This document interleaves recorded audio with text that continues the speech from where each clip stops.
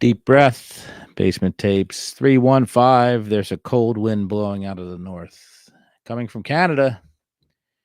And it's the 1978 O-Pee-Chee baseball card set collection, whatever they call it. I've got 300 and none of these. Actually, I have 197. I don't know what I was thinking. 197 of the 1970 O-Pee-Chee baseball cards. I like O-Pee-Chee. I like Canada. I like Canadian music. I like Canadian people. I like Canadian comedy. I don't like Canadian pizza.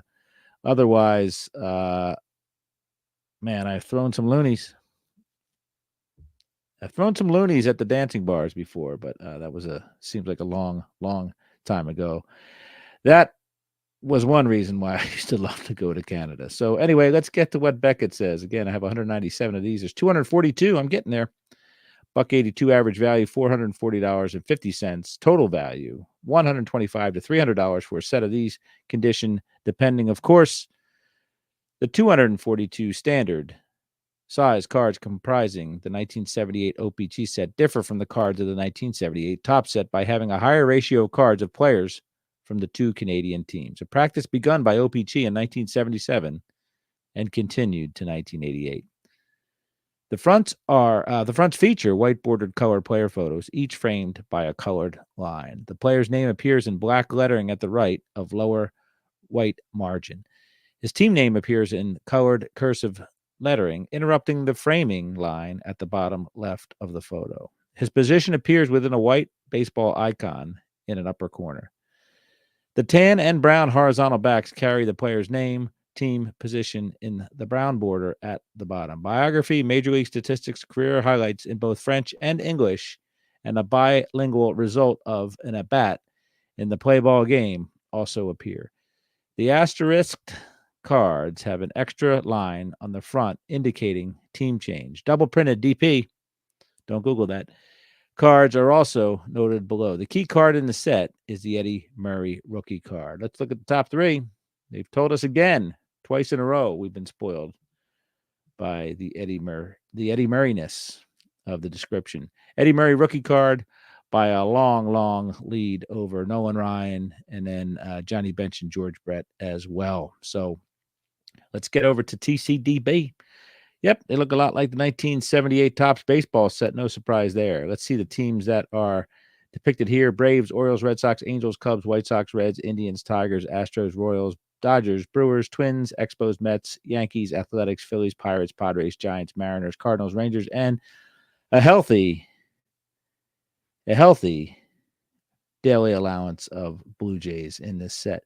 40 Hall of Famers. We have some leadership cards. We have some manager cards. We have some player cards, of course, and some record breaker cards as well. A lot of record breaker cards, including Brock McCovey, Robinson, Nolan Ryan, and Reggie Jackson, all featuring Hall of Famers. Here's the packaging. Nice little O-Pee-Chee Major League picture cards, bubblegum, balloon cartes illustrates, baseball, Camo, Balloon, Cartes, Illustrates, all that stuff. Picture cards, bubblegum, all that fun stuff. Red packs, 15 cents Canadian, and 10 cards with some Balloon bubblegum in there. There's the red pinkish packs. You can get an umpire ball strike indicator in 2 languages, apparently. You could get yourself some pennants from the Expos and the Blue Jays. Number 121 is the offering there. And Protect, it says perfect for your room, club, or den. Beautiful, authentic design. Name the major league team you want. Send only 65 cents and 5 baseball wraps. Certified check. That's CHEQUE or money order. Only to box 666, the number of the beast, London, Ontario. Allow 15 Canadian days for delivery. So you're getting some stuff there. You're either an umpire or a fan. That's what they're asking you to be. No card killers up there spotted north of the border yet, thankfully. Richie Zisk, it says here, is the only starter from the 1977 All-Star game that doesn't have a card in this set. So that's a little fun fact. Richie Zisk, of course, either a White Sox or a Texas Ranger, or perhaps on the highway in between in a U-Haul at that moment. Let's look at the gallery. There they are. There's your Canadian heroes. Well, they're your baseball heroes, but in Canadian form. Anyway, the league leaders, all that fun stuff. Bright orange backs, better to read, easier to read than their American counterparts. Again, getting off my soapbox, but we could have done without the baseball game on the back. I don't know whether any of you fools played the baseball games with your cards, but I guess I didn't because I didn't have any friends, and I still don't have too many friends. So perhaps that's a me thing and not a you thing. Going around the horn here, Roy Howell, he's a Canadian hero at this point, having been a Blue Jay, uh, not an original Blue Jay, but one that was traded during the season. It says here, Roy enjoyed the best game of his career for Blue Jays at Yankee Stadium, September 10th, 1977. He went 5 for 6, scored 4 runs with 2 doubles, 2 homers, and a single, and had a phenomenal 9 RBIs in game to set expansion mark. So that's like 40 WAR. That's like a 40 WAR game in Canadian. And then there's some fun stuff written about frappes and meliors and septembres in French there. This says our Geronimo. He's a Cincinnatian from the DR depicted in a Canadian set. So how much more freaky can you get than that? Rick Langford, Disco Dan Ford, Gene Tennis, Santo Alcala there. Alcala. I'm sorry, everybody. I screwed that up. Dave Rosema.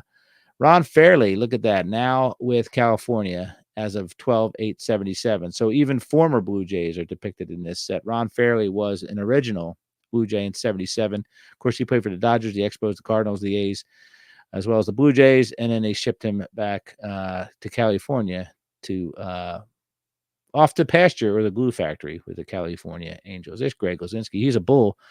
Not quite sure what you call the bull in French, but he's one of them.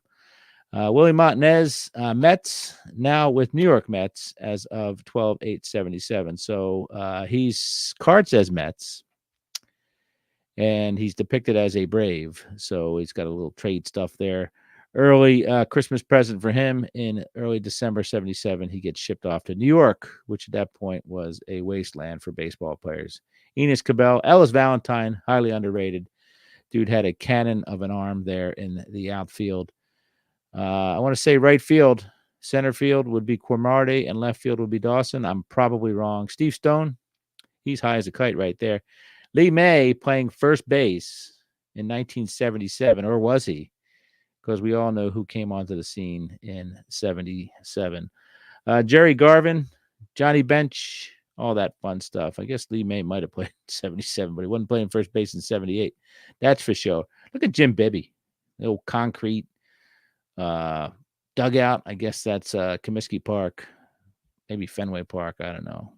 But fun times there. Freddie Lenz, he's at the batting cage waiting for his turn. Jose Morales, an Expo since 1973, depicted. Aurelio Rodriguez is famous for what? Everybody quick. He broke Brooks Robinson's streak at third base, Gold Gloves, in 1976. So that's what that is. Frank Tanana is an angel.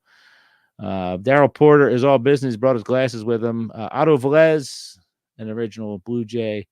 Jim Catfish Hunter, George Foster. Let's see if we can get to some more fun. Freddie Patek, slightly larger than Eddie Goodell. I guess he doesn't count as a midget. He wasn't banned from the leagues according to the back of Eddie Goodell's card. Freddie Patek is not banned from baseball. Gary Maddox, he's the Secretary of Defense. Steve Staggs. Let's have a Staggs party, huh? He was 5'9", weight 155, bats right, throws right, drafted by the Royals in number 2. That's the second round. June 1971 acquired. He was drafted by the Royals. 11-5-76. So he's been drafted quite a few times. He was drafted from the Royals for the Blue Jays. Sorry, he's born 5'6", 51 in Anchorage, Alaska, folks, and his home is Cerritos, California. A swift base runner, Steve led the Blue Jays with 6 triples in 1977. That's not bad.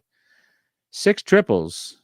He led the team, yet he played maybe half the season in the minors, 2 different teams, and only played 72 games for the Blue Jays. So Bobby Mercer is a Cub. Hard to believe, but he's a Cub here. Don Sutton.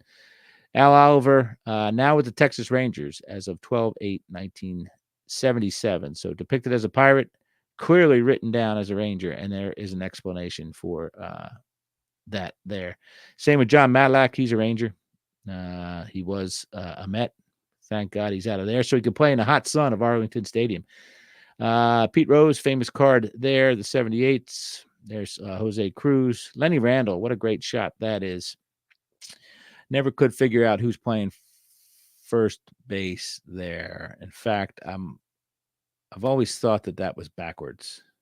I don't know why, but I always thought that picture was backwards because it feels like third base with a right-handed instead of first base with a left-hander at first base. And again, I don't know much about what was going on in San Diego back then, so who knows? Bobby Grich, Jeff Burrows, Gary Carter smiling away there, the captain of Canada. Carly Yastrzemski, none better, folks, than him. Yeah, it goes on and on and on, just like Canada itself, from practically from the equator to the North Pole. Canada runs with a little stop off there in the middle states. But if you've been down to Florida in the wintertime, you'd say it's practically Canadian. There's Pepe Frias. What a fun name that is to say. Alvis Woods, they were bringing everybody up, giving them cards if you were a Canadian player. Jim Palmer, Andre Dawson with the Rookie Cup. Gosh, that's got to be a fun card to have if you're a Montreal Expos Andre Dawson guy. Jeff Bird, nobody's ever heard of him. He went 2-13 in 1977. That's what Jeff Bird did. And it says he saw action in 17 games. So not bad, huh? 13 losses in 17 games. That's got to be a fun percentage. Anyway, that's your Canadian version of the 78 baseball set. And some would say it's far superior. Definitely easier to read on the back. And definitely fun to melt down and put on your pancakes on a nice Sunday morning, the Canadian cards. So 78 O-Pee-Chee, Basement Tapes number 315. Thanks for tuning in, folks. I'll see you perhaps, if we're all lucky, in episode number 316. Cheers.